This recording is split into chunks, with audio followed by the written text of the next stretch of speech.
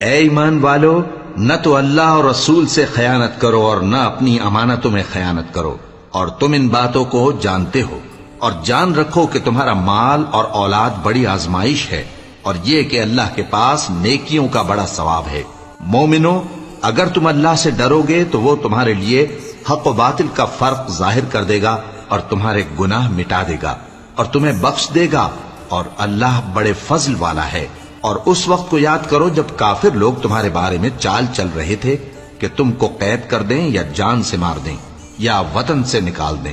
تو ادھر تو وہ چال چل رہے تھے اور ادھر اللہ تدبیر کر رہا تھا، اور اللہ بہترین تدبیر کرنے والا ہے۔ اور جب ان کو ہماری آیتیں پڑھ کر سنائی جاتی ہیں تو کہتے ہیں یہ کلام ہم نے سن لیا ہے، اگر ہم چاہیں تو اسی طرح کا کلام ہم بھی کہہ دیں، اور یہ ہے ہی کیا، صرف اگلے لوگوں کی حکایتیں ہیں۔ اور جب انہوں نے کہا کہ اے اللہ